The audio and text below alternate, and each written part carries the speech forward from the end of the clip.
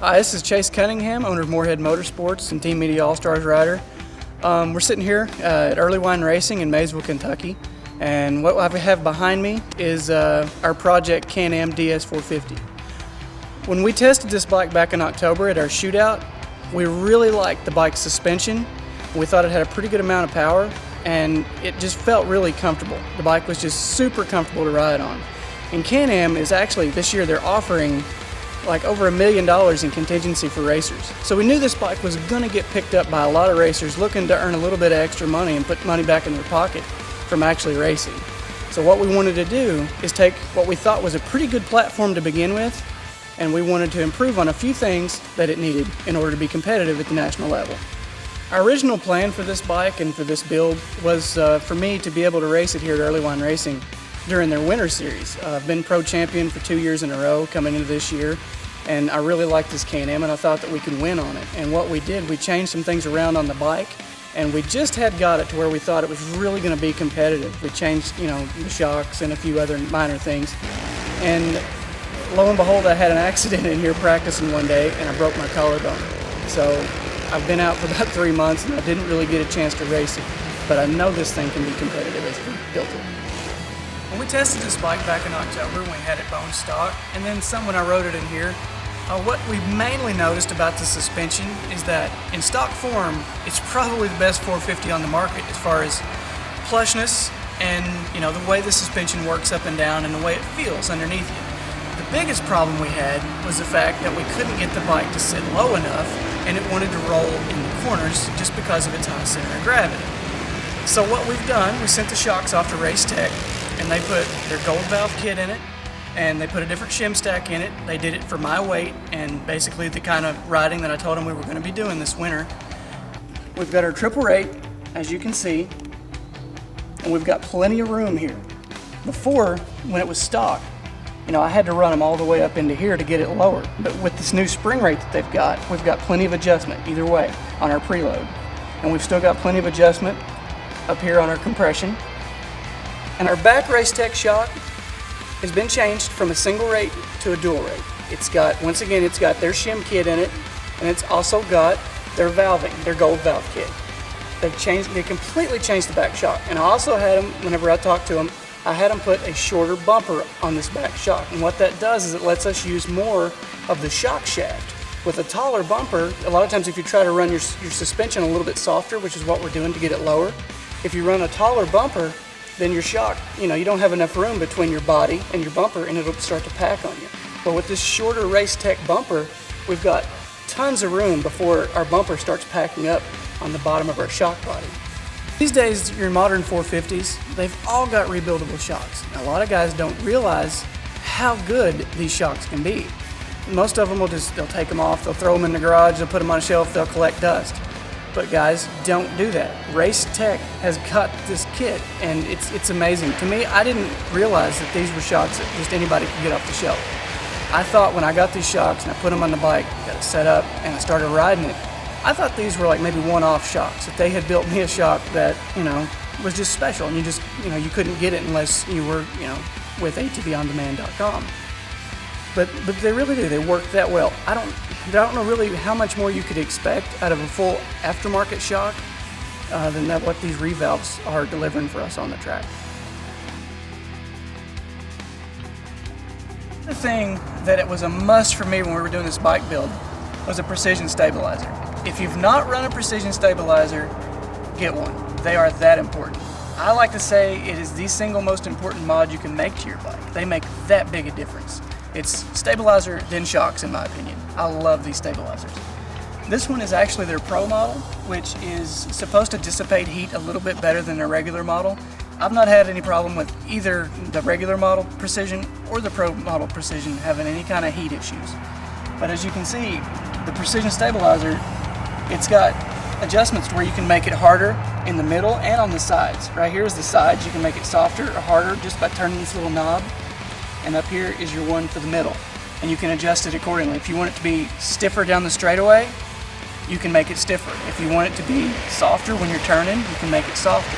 So there's so much more adjustability with the Precision, as I like to say, puck style stabilizer than there is with the regular stick damper that only has maybe 7 adjustments, and you can't adjust the sides or the center, either one. It's a great product. Another product that just came out on the market from Precision Racing is their bar clamp. And I have got to ride with this just a little bit. I rode with it outdoors, and it really does work just as they say it does. And you really can feel it to a degree, kind of moving with you.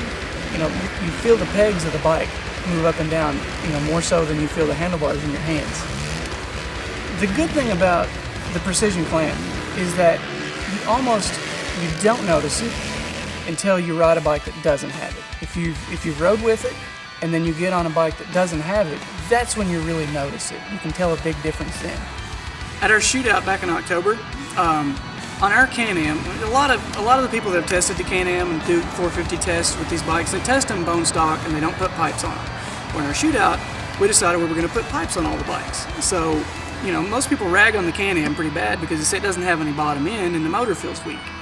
Well, when we had a MotoWorks slip-on, I think it was an SR4 slip-on that we had on our machine at the shootout, and we didn't seem that, to feel that the bike had like low power. It felt pretty darn good, to be honest. So what we did with this build is we went and we wanted just a little bit more, so we put the SR4 MotoWorks full system. It's a stainless aluminum system on this machine just to try to get a little bit more power out of it. And what we've also done is we've put a K&N filter on it with the dry charger, as you can see. It kind of helps keep the dirt off the K&N. And to complement our pipe, you've got the MotoWorks fuel management system. And it already comes pre-programmed for the MotoWorks SR4 pipe. And as you can see, you've got adjustability plus and minus on your fuel. And this little guy is pretty easy to get in here, as you just Velcro him in, right like that. She sits right in your airbox, just like that right there. For all those of you that are out there that are going to race this bike, with the similar mods that we've got, you can be really competitive in C-Class, you can be really competitive in B-Class, you probably can win the C-Class, a national C-Class championship with the motor the way it is if we tested it. You can probably get a top 5 in B-Class. If you're going to run A-Class and above, you're probably going to want to call MotoWorks and get a little more motor work done, because although this bike is not weak by any means, it just doesn't have enough pop to be competitive at the highest level. Local racers, this is all you're going to need. This is plenty for you guys.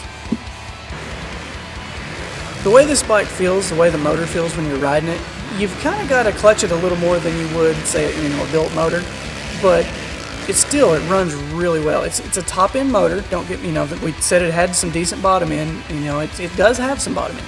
It's not like a lot of people have said. It's not like a lot of magazine tests we've read. You can lug it a little bit, but this motor likes to be run in the mid-range and the top end. That's where it makes its power. And if you keep it high in the RPMs, you can scream around the track. One product that we have just recently started doing some testing with is the Holeshot device from Idle Speed. And we've got one on our Can-Am here, and right now we've got it locked in. This is what it would look like as you come off the gate with the machine. You've got a block up here. It's got a spring. The spring holds onto this rod, and all this goes through your shock bolt.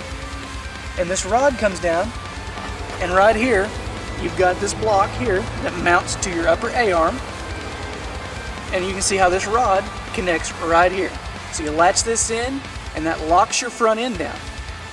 So when you come out of the gate, you don't have to worry about wheeling. You can keep your weight neutral on the bike. You can keep your weight towards the back more, where you can get more traction, and you don't have to worry about it, doing one of these as you come out of the gate and looping out. The last product we put on this bike was something that we wanted this bike to just stand out. We wanted everybody to look at it and just go, wow.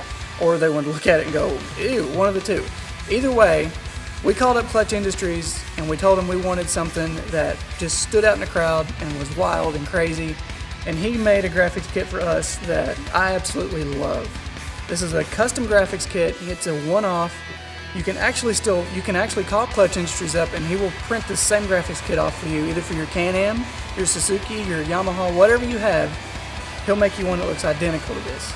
And we've had pretty good success out of it as far as it holding up. I mean, it's pretty thick material, it sticks well, not had any problem with any of it peeling.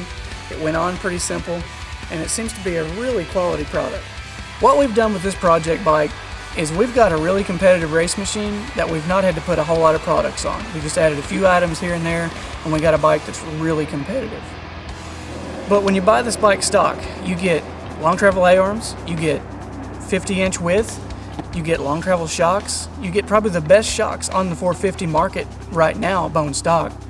And you get a bike that's, in stock form, highly competitive. You add a few items here and there, and then you factor in the contingency that Can-Am is offering that they'll pay you in cash. And I think it's a win-win situation for both the national racer and the local racer.